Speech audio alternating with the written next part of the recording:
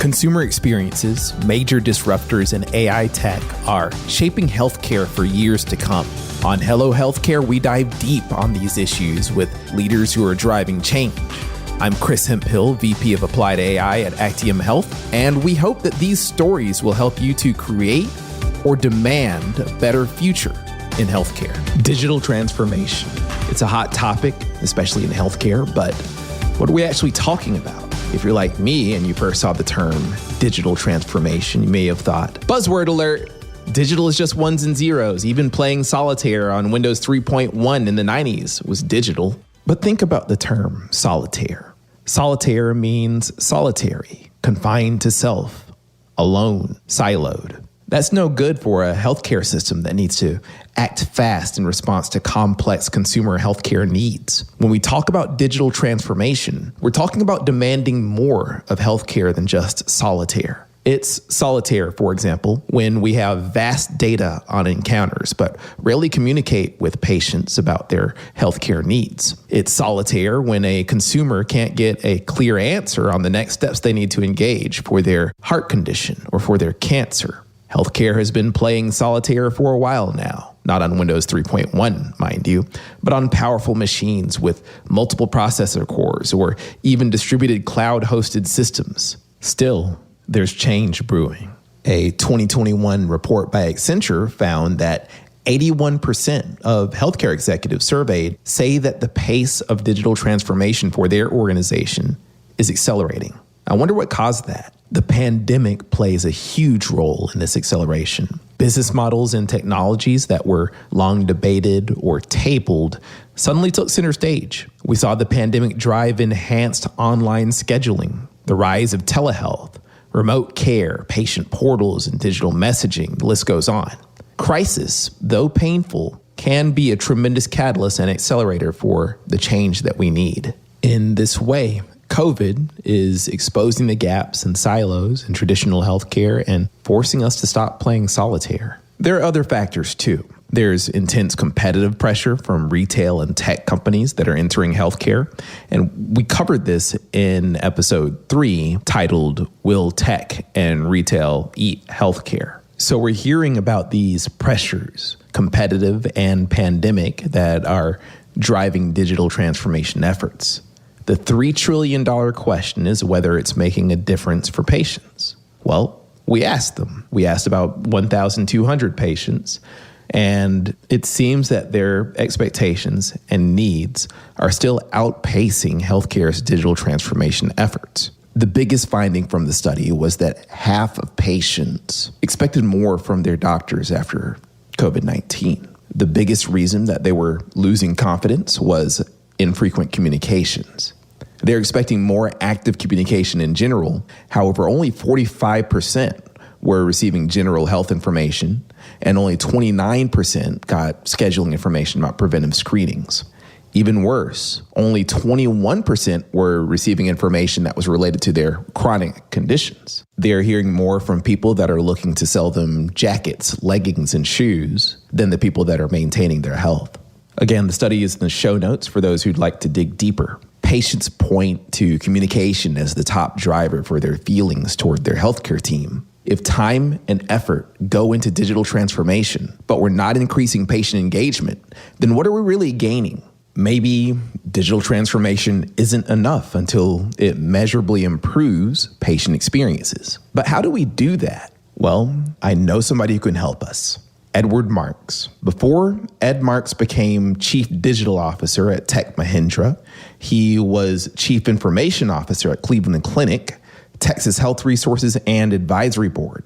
He's led all sorts of digital transformation efforts, including incorporating intelligent devices, or even partnering with Microsoft on healthcare initiatives. In 2020, he also wrote the book on digital transformation in healthcare, titled, wait for it, Healthcare Digital Transformation. So, Ed, how should healthcare be looking at the patient experience? Definitions are always tricky, and none of us consider ourselves the authority on, defining patient experience. What I always tell people in organizations is that you need to define it in a way that makes sense for your organization, but everyone needs to agree to it so that when you use the word patient experience, everyone in the organization understands exactly what that means. We believe we're always in a patient experience. If you said, am I a patient? I say, yeah, I'm a patient of Dr. Marc Flesher. He's my PCP and has been for quite some time. So I always maintain that relationship because I'm all about wellness and health and stuff like that too. So I always think of myself sort of as a patient. Other people would define, or organizations would define, a patient experience as, in an episodic sort of way. And what's your journey like? So it's a sum of, I think the one thing that everyone will agree on, it's a sum of a lot of different parts. And it's important that each organization define it and make sure there's buy-in to that definition and that people own that definition. But yeah, that's sort of my perspective on it. So there are a number of ways to look at and define the patient experience. Ed argued that whatever the definition, it's important to act on it. What's the impact for organizations that don't address the patient experience? From a competitive point of view, it used to be sort of the right thing to do to have a patient, a buds persons, or sort of customer relations departments, or, they were called a lot of different things. They've been around for many, many, many years. We just added the word patient experience to it in the last, 5 years or so. So the whole thinking has been around for a while, but you didn't really have to do much, because if you were the hospital in town, people didn't have alternatives. But today, everything that has flipped as well. There's a tremendous amount of disintermediation going on. And I know this isn't the focus, but just to level set why this is so important. Well, number one, it's so important because it's the right thing to do. The right thing to do. Keep that in mind. We have a higher duty to our patients and consumers. Number two, it's really important because it helps in the healing process when you get patient experience right. But from these other from a business perspective, you now have Amazon coming into your space, your city. You've got Walmart, you've got CVS, all the whole retail, high tech. And then you have payers who now, the majority of physician-owned practices are owned by payers. So complete change. So now it's a matter of survival. I call it survival of the digitalist. You have to get this patient experience thing right. So from a healthcare hospital-centric point of view, provider point of view, you have to nail this. So it's a matter of survival. So Ed, when we talk about making the patient experience better through digital transformation, where do we start? What if I'm a leader in a healthcare system with the chief in my title? Or what if I'm in operations or working in the front lines? Where can I start with digital transformation? For me, one of the sayings I have is, to be innovative, you must be innovative. And I think it's the same way with digital. To be digital, you must be digital. So if you need to experiment. If you just do what you normally do, you are not going to get it. You're going to miss the train. So you need to go outside of healthcare, and you need to find out best practices other industries are doing. So that's really key. And so be digital yourself. So force yourself to learn. That's what I always tell people, switch your phone every year. Try Android phone if you're always using iOS. Do something to shake things up. Try Clubhouse. Get on Clubhouse. Learn about Clubhouse. Be active on LinkedIn, Twitter, whatever the latest things are. Get engaged and learn from a personal experience, because then what's going to happen, you're going to start thinking, oh, what about this? Oh, we can apply this to healthcare. That's one of the reasons I started working in the OR 1 day a week. I spent an entire shift in the OR once a week. Did I have to for my job? No, but it was there working in the OR, and you can do the same volunteering. So maybe you can't work in the OR, but you can volunteer. So go volunteer someplace. And that was one of the main reasons I volunteered too, is just to be exposed to new things and to see the patient perspective or a clinician perspective, and just say, oh, wow, man, I didn't know it was that hard. That should be easy. And so it gave me new ideas, fresh ideas. But then at the same time, I would spend time with colleagues outside of healthcare. That's a really powerful point. Change starts with you. It's one thing to read Ed's book on digital transformation, but it's another to put it down and go out and get some hands-on experience in healthcare. What are some key themes that Ed has seen from those experiences? One key sub-theme is about the millennials and other digital natives that you'll be interacting with or are interacting with. And a lot of them are postponing care due to cost, and many of them don't even have a primary care physician. So what this really talks about is you need to come up with different ways and aligning delivery models, understanding digital natives. They do not want a relationship with a PCP. That's been the traditional model, right? Baby boomers, we all want to have the same doctor for 30 years. They're not interested. they are okay and prefer, and jumping ahead a little bit here, but to have a mobile app and press a button and talk to whomever can help them at that time at the right price point. So understand your changing demographics. A lot of times I think we still designed healthcare for baby boomers, and we need to be what I call bimodal. Yes, of course, you'll still do the traditional things that you've always done, but you have to realize the major shift that's taking place. All right, so we see that there's a major shift taking place. But what if I'm comfortable with the way things are right now? Surely people will continue to need my healthcare services, right? Then, what are the consequences of inaction if we don't engage? So you can see, we just pick up on heart disease alone, the cost will triple in the next less than 10 years. And so chronic disease continues to be a major, major issue all around the world, but especially in North America. So we really need to make bolder moves in prevention. And again, a lot of this is obvious. You're probably thinking, well, that's pretty obvious, but we don't do it by and large, but we're doing it in other industries. You can see the statistics there. 30% of millennials prefer walking. And again, remember, as people grow older, more and more will be digital natives. And so you're going to see that trend continue. And so you really have to think about it and offer new ways of delivery, because they're not interested in getting in a car, driving for 30 minutes, having a 5 to 7 minute consult with a physician, wait in a waiting room for an hour, reading old magazines, and then reversing that process. It's just not going to work. And so that's something to really think about now. Okay, I get it that types of experiences that people are willing to accept are changing. But are we looking at lasting, meaningful change, or are these just flash in the pan trends? Roughly about 1% of outpatient visits were virtual prior to the pandemic. During the pandemic, and it varied by institutions, but the average is about 60%. 60% outpatient visits were virtualized for a period of 2 to 3 months.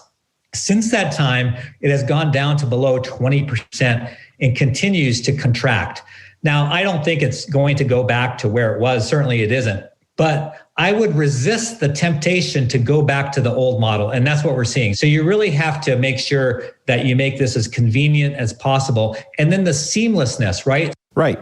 So far, we've highlighted communication and convenient experiences, but personalization and digital transformation have a much deeper role to play. What's the impact when we start thinking about how difficult it is, for example, for patients to navigate their own needs within healthcare? Care pathways are really important and very critical for many, many reasons.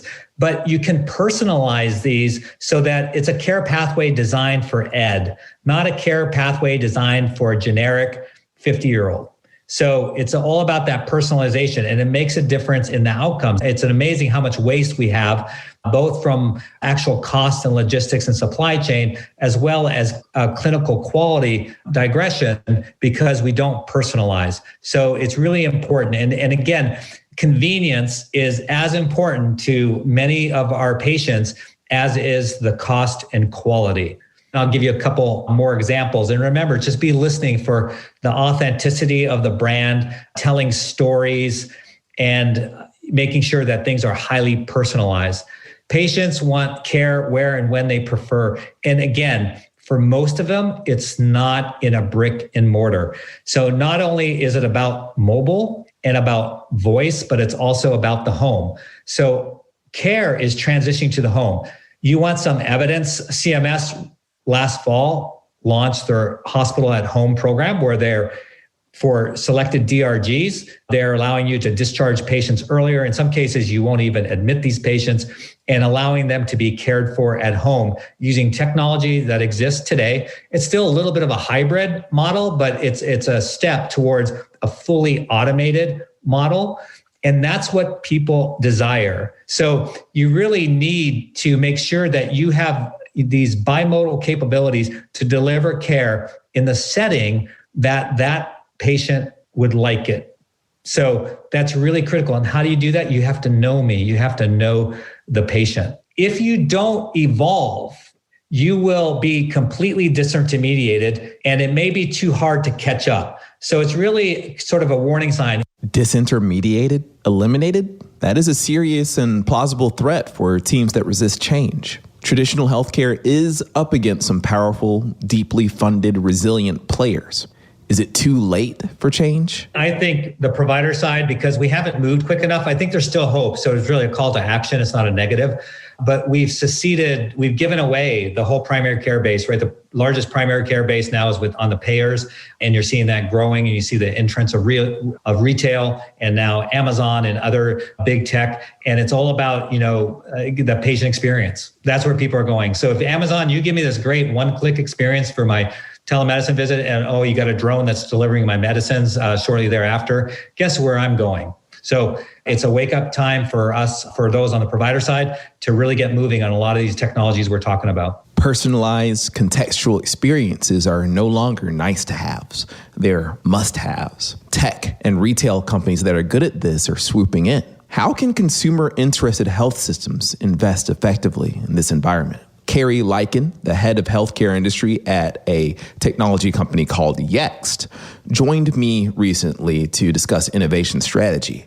Her unique background in healthcare technology and public health policy inform a rich understanding of how to address consumer needs. With a background in tech and healthcare policy, maybe she has some ideas on how to outpace the disruptors. I would say start with the small stuff, because I think that making these big changes to help drive patient and consumer expectations, health systems typically take a really long time to get something done. And by the time they get it done, the world has moved in a totally different direction. Ouch. Just start with something really small. Find something really small and then move on to the next thing. I think that consumers are forgiving, but they're not going to be forgiving forever in healthcare when they're seeing that there are so many other elements of their lives outside of healthcare that are just easier. So if you just start small and then you get some feedback on that small change or that small iteration and keep on going, I think that is a really good place to start. So whether it's a digital change you need to make, or maybe it's just, let's say, online appointment scheduling just for urgent care right now, and that's the way to dip your toe in the water. Or maybe it's understanding value from one particular patient or subset of patients and researching all of the financials behind it so you can get to lifetime value. Just start with one small thing and don't let it deter you when it gets hard, because it will get hard. But I think you'll do a lot better if you just start small and keep moving. We talk about experiences in other industries. Let's break down one of those experiences and compare it to healthcare. I can think even about, I bank with Capital One, and we even have a Capital One cafe around the corner from where I live. And I don't use cash for pretty much anything anymore, but I like walking in there. If I do need to get cash, I can go to the ATM. They also have the Pete's Coffee, et cetera, et cetera. But what I think is the most memorable is when we bought our condo 5 years ago. We had a large sum of money in our account that we needed to transfer to, to escrow or whatever it was. Like we had to get this large sum of money out of the account. And I called Capital One and they sent me through the IVR tree. But then I was talking to someone and I told them why we needed this large sum of money. And the first thing they said was, congratulations, you're meeting a goal that you had set out. Because in Capital One, you can actually name each of your accounts. So I had a house account. So we had saved the money for the condo, et cetera. And they congratulated and they're like, we're going to take care of this. So they didn't make it. I think the worst part about it was the IVR tree that I had to go through. So even in financial services, which I wouldn't necessarily say has the best consumer experience, I can say that there are certain companies out there, including Capital One, where I would absolutely say, this is wonderful. I will always patronize you. I will always be your customer because you make it so much better. Can we say that about healthcare? Not a single time could we say that about healthcare. You could say it about an interaction with the doctor, just like, Dr. Smith is such an excellent doctor. I'll always recommend this doctor. But the whole experience across the board to get to that doctor and then post, I would never have that same I would never endorse for the most part because that consumer experience is so bad. Again, ouch. There's a clear divide in how much investment, training, and thought goes into patient care versus a full consumer experience. Who's getting the consumer experience part right? So we work with Providence, and I think Providence does a really good job of attempting to get to this level, although it's really, they acknowledge and we acknowledge that it's really hard to do this, but they're always thinking about the consumer somewhere else, not pulling and forcing the consumer to come to them, but going out and meeting the consumer in pretty much any way, whether it's digitally, whether it's in a neighborhood, whether it's, on a website, whatever. And they're trying to figure out the transactions involved as well. I would say CVS does a pretty good job. And that's not really a health system. That's, I think, a new market entrant, I would call it. And while I normally always have something to say about MGH. MGH stands for Massachusetts General Hospital, and it's affiliated with Harvard Medical School. I have to say that I got my COVID vaccine through MGH. And it was the first time I felt like MGH had moved into this decade as far as technology is concerned. So I have to give them kudos on it. The text message I received that said you're eligible to receive your vaccine, click on the link. There was a mobile optimized ability to actually schedule at a certain location for a certain time. When I got there, everything was completely digital. Everything I was shocked. I was telling my husband today, I was shocked that they were using a QR code and using a mobile device to actually input this information into Epic, which is fascinating. And then when it came time to get all of my reminders as well, like reminder, in 2 days you have your vaccine, and reminder, tomorrow you have a vaccine. Excellent. I think was absolutely excellent. How do we translate that across the rest of MGH or the rest of healthcare? So I would say those are a couple of examples. Great question. How do we deliver Massachusetts General Hospital's experience more broadly? Do we all have to go to Harvard? Probably not. Delivering consumers the access and experience they want is more than just a technology problem. It's a people problem. Connecting cultures and aligning strategy is much more difficult than implementing and configuring the new technologies. How about we speak with someone who's tackled digital transformation at one of the biggest healthcare systems in the U.S.? Marc Probst was Chief Information Officer at Intermountain Healthcare before his current stint at LK. He breaks down the cultural silos that block innovation. Like Ed Marx, he has an inspiring way of viewing IT as a service provider for consumers and patients, rather than as an isolated technology organization. Marc and I spoke on how to use data to drive the experiences that consumers want. To try and prioritize that really is trying to get into the heads of people and what's most important to them. To a diabetic, having good information about glucose levels and how they're living their lives and the activity that they're involved in, that's the most important use of data.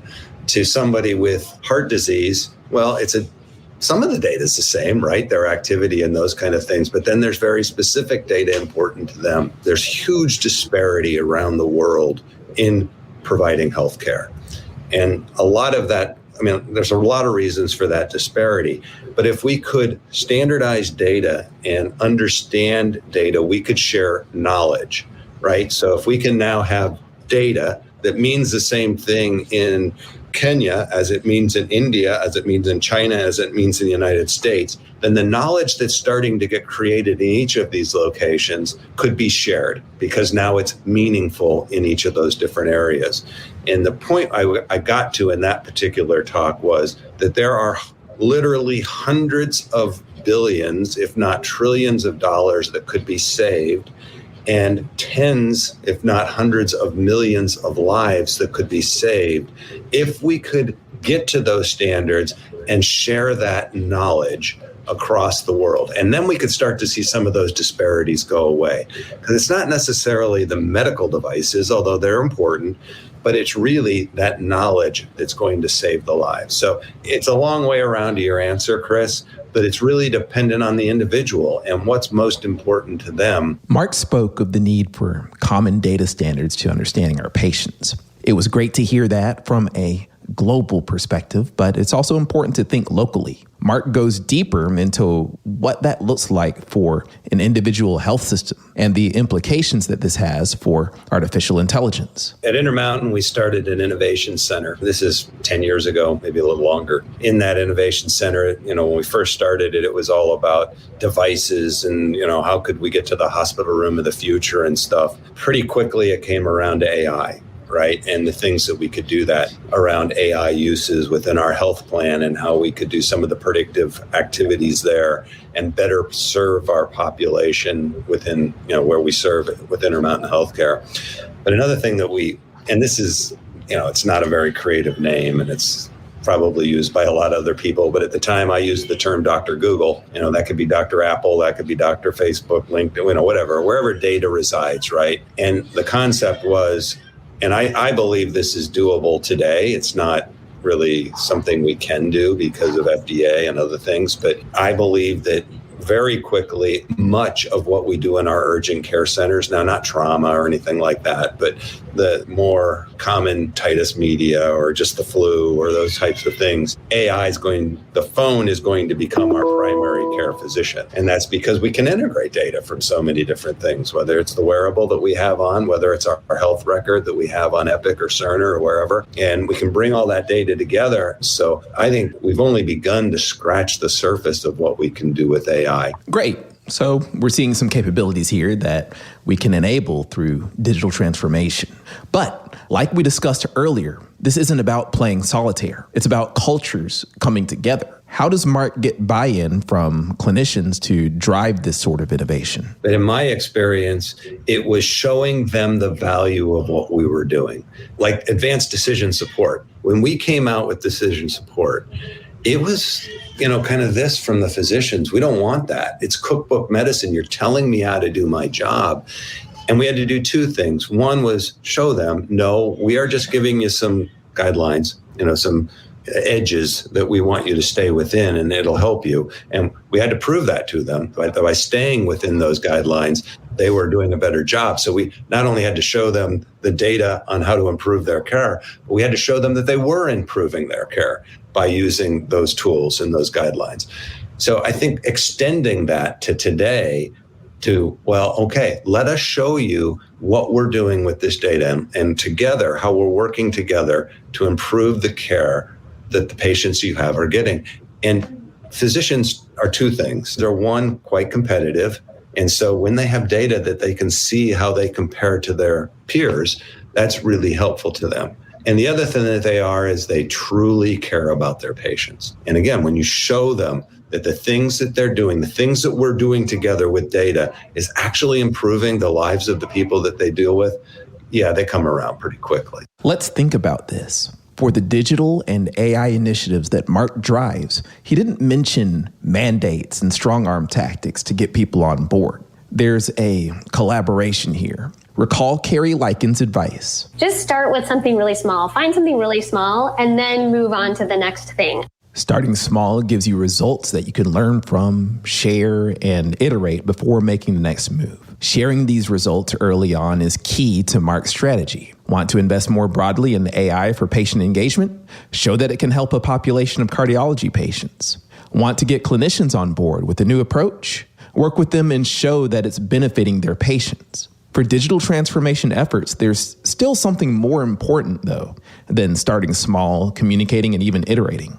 You also have to be able to choose the right projects. A good marketing team can make any technology sound good. Look at Theranos, for example. You don't want to be in a scenario where your starting small and iterations keeps producing failure after failure. So, how do we know which AI projects have the best chance? There was a great study done with Boston Consulting in conjunction with the Sloan School, where they looked at a large number, over 2,500 executives who were involved with AI projects. That's Joe Schmid, Chief Technology Officer at Actium Health. He spent the last 5 years developing an AI team and infrastructure to help solve healthcare's patient engagement challenges. And so there were some pretty shocking findings that we came across. The first thing that we found from the study is that a whopping 70% did not have payoff from their AI investment. So 7 out of 10, pretty abysmal results. Now, it's not all bad news. On the flip side, there are 30% that had some good results, and we can learn from that. So if we dig in and we look at what are some of the key takeaways, there was one that stood out to us. And this is a great quote from the CIO at Roche. The quote, AI is not a separate agenda. It's a subset of the tooling and capabilities we're using to pursue strategic objectives. What he captured, I think, is really powerful. And it's not that AI is some separate kind of siloed agenda. You're doing technology for technology's sake. It's tooling, it's capabilities, but it's in support of objectives. And it's really got to be viewed in that light. And so we're going to talk a little bit about how we can put that into practice with that in mind. It's kind of analogous to, just like Ed talked about, it's really about experience and the technology serving that experience. It's AI serving that strategic set of objectives, part of which is delivering on experience, especially around digital transformation. So let's take a look at broadly what were the types of opportunities that people pursued in this study implementing AI. We could divide them into two simple buckets. On the one hand, some of them were around efficiency and cost reduction. The other set of opportunities were more around growth, proactive outreach, and being engaged. And so, interestingly enough, the results of these two areas were really different. And what the study found is that for the former, the success rate of those were generally low, versus the areas that did see great payoff were much more around these opportunities for being proactive, for driving revenue. To reiterate, AI initiatives tended to fail when they were just tech initiatives, not tied to strategy. When those strategies were around growth or expanding revenues, those projects tended to be more successful than those that were focused on cutting costs. So it seems that the robots that want to take our jobs just aren't so great at them yet. The approaches that help us grow are the ones that we should count on. If you want to read the MIT Sloan study that Joe was referencing, called Winning with AI, you can find it in our show notes. Let's dig a little bit deeper on that strategy part. People like me look at AI as a set of algorithms that help make various predictions or distinctions within data. What can that possibly have to do with strategy? Maybe Joe can help us think through how to make that connection. What we do in working with clients is we start with their objectives and we work backwards on actions and activities that support those. Well, that's the core of it. Start from the strategy and work backwards. What does that look like? We could take a simple example and just kind of step this through. So let's say you've got some objectives around being proactive and increasing breast health early detection. That's great. That's the specific example. You might have a whole broader set of things, but let's take that as one simple use case. What you want to do then is kind of work backward from there and talk about, well, what actions would support that? Personalization is such a big deal to consumers today. How can you put together personalized calls to action that would support this particular objectives? All right, if that's going to be some of your activity, what's going to support that? You might need some predictions from AI that are going to give you both clinical predictions, that top area around propensity for someone to need breast health services, which women are more at risk, and you would have scores from AI models in that area. But that's often not enough. You'd also want models that give you predictions around what content is best for Joe versus Ed versus Chris. And so now through the use of AI and training models on outreach and campaign results, we can start to make personalized predictions that said, you know what, Joe really likes text messages. Ed really likes digital engagement in his mobile app. And those kinds of personal, both channel outreach as well as content that's most effective for your consumers on a personalized basis are going to get you much better results. And then the last step of the process, of course, is you need some data sources to be able to train models. And your data scientists, your trusted partners can help you work all the way backwards to say, what sources do I have? To highlight what Joe just said on working backwards with AI strategy, first, start with the overall strategic objective, like growing cardiology volume by 2%. Then think about what actions consumers would need to take to make that happen, such as scheduling consults or health risk assessments. Then think about what predictions would be needed to help drive those actions. And finally, do we have the data to fuel those predictions? Strategy, action, prediction, data. Again, strategy, action, prediction, data. There's still something else that's preventing good digital and AI strategy, and that's hype. How harmful can a little hype be? Well, think about investing heavily in a data solution to identify people with COPD risk. It's heavily advertised, but in practice, misses thousands of people who have needs. Think about Epic's approach to identify sepsis risk, which was advertised as 76% accurate, but was right only 63% of the time. We've linked to the Stat News article on this algorithm in the show note. If you're not careful, the hype in AI can lead to major pains and wasted investments on stuff that just doesn't work. Even worse, in healthcare, hype has a cost to lives and well-being.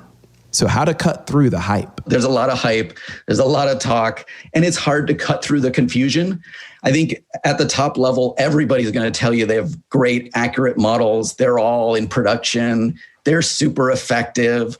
Unfortunately, you need to dig a little bit deeper. So what we recommend is asking some specifics. And, we do lots of work across different areas and things like breast cancer models. Questions that clients and prospects ask us are things like, what kind of data was the model trained on? So what went into it? Vendors should be able to tell you that sort of detail. How did it perform? Unfortunately, we've seen a lot of history where that kind of performance measurement and metrics just aren't shared. It's kind of black box secret sauce. Cutting through the hype, lesson 1. No black boxes, no secret sauce in healthcare. If vendors refuse to tell you how well models perform or the types of data that fed them, they're not real partners. They should be able to tell you details about how much lift will it get you, how much, if you're into lower level details, what's the area under the curve score, things like that. And then last but not least, what does the model use? What kind of features go into it? Things like that. That kind of visibility, transparency are things that you should be looking for. And then another critical question is you should be asking if there's bias in these models. If vendors are not careful, they're likely to not only pass along bias, but potentially amplify it. There have been a lot of high-profile cases in other industries around models, unfortunately, amplifying bias, where models start to use cost instead of clinical aspects and things like that. It's something that we've got a lot of work to do, but that work is happening. We're encouraged by. Specific questions you want to be thinking about are asking about when approaches have shown racial bias and what was done to mitigate it. You want to ask about internal review processes. Are these kind of one-off things that happen, or are they really baked into products and procedures? And then you want to ask about, are they working with third parties? As an industry, we do a great job of security audits. We expect vendors to have SOC 2s and high trust reviews from external auditors. We think we'll see a big trend towards audits around bias and fairness. And that's really important work that the industry is starting to do. When we say demand a better future in healthcare on every episode of this podcast, this is a key example. When it comes to AI and digital efforts, we should be demanding transparency and performance from our vendors. On the topic of creating and demanding a better future within healthcare, a great example of someone who's doing an extraordinary job at creating that better future is Rebecca Weisner, who's Director of IT Applications at Honor Health in Phoenix, Arizona. Why Rebecca? Well, she helped lead their vaccination efforts. In just a matter of weeks, they had a full-scale vaccine delivery arm, delivering thousands of vaccines per day outdoors. Her care delivery and digital transformation background are a unique intersection in perspective. We discussed what it's like working on the front lines at multiple institutions, what's working well, the challenges, surprises, learnings, and ultimately the role that we can all play in creating better experiences for patients. Here's Rebecca. Our first day, we had 1,000 patients and, it was very stressful. We're like, wow, we did 1,000 patients. That's amazing. By the time we got to the second week, we were doing 1,700 patients and thinking we might be able to do more. And we had a day where we had a lower number than 1,700 on the second round for the second dose. And we were like, man, it feels so slow. It's, we'd almost gotten so efficient that it kind of was laughable because we could do a lot more. So we adjust our schedule as needed to accommodate for that. But we just learned along the way. There's no rule book here. There's no playbook. It's developed. And I think with anything like that, you really have to constantly look at the process improvement process along the way to make it even better. Again, even when there's no playbook, the iterations and collaboration among IT, leadership, clinicians was key. They met every day to course correct and steer the ship right. We did a huddle at the end of each day to address what didn't go well. Where could we improve? What adjustments do we need to make for tomorrow? And that's discussed every single day. So it's a constant process improvement game we play with ourselves. Let's face it, healthcare is an industry with lots of bureaucracy, resistance to change, and fixed processes. Regarding this, Rebecca offers something of a blueprint for the way we ought to look at change. I can't mention this enough. It's an evolving process. We have to be meeting and discussing it daily at this point if we want to continue to administer the vaccine in any capacity. There's not always an easy answer to everything. Like I said, one of our biggest challenges right now is our 75 and older population. How do we outreach to them to get them in and not leave the most vulnerable out? We don't have a great solution as of right now. And I think you're seeing this problem nationally, but we're tending to look towards technology because we don't really have a better way to do that. There's not a 100 team of people ready to make calls to engage. And I think this is where we've leveraged our volunteers tremendously. We're having volunteers just do calls or reach out to the community like never before. And without those volunteers, we would be done. There's no way we could have accomplished this operational process without them. So we have a very close partnership with them. And again, this is the time to partner up, work with your community leaders on how to do this, because there are pockets of people who can help. We can't silo ourselves individually as, healthcare entities or the county or the state. We have to share the information. We have to partner up and identify how we're going to do this collectively as a nation. We're going to have to step outside of our comfort zones. It's not in healthcare's comfort zone to share data, but it's time to stop playing solitaire. More from Rebecca on this. Where we're not experts is in traffic control. So an example for what we did with our clinic is we don't manage that. We know that's outside of our realm. But what we do know is healthcare. So I think where we went right and, where we want to continue to move this is to try and leverage some of that piece to identify, moving forward, how we're going to help those other populations. How do we deal with them today? Can we leverage a system we already use to make that happen for the vaccine? I think it's important that we remember that. And then we also don't try to overcomplicate things. In healthcare, we're notorious for sometimes overcomplicating things. And sometimes that's related to regulatory requirements, et cetera. But I think we need to kind of go back to the drawing board and say, how can we do this simply? We have a kind of a theme in IT to make IT or it easy.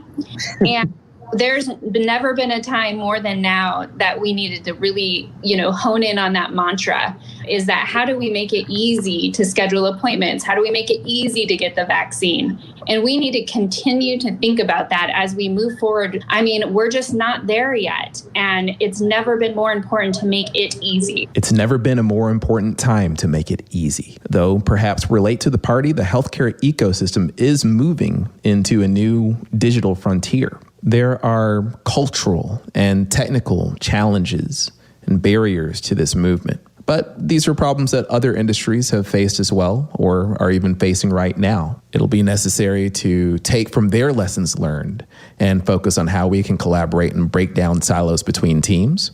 Same time, it will be necessary for us to take our lessons learned and serve an example to other industries what healthcare can do. It might not be perfect, but we've seen healthcare come together culturally, technologically, in terms of business processes in a response to this pandemic that we've never seen before.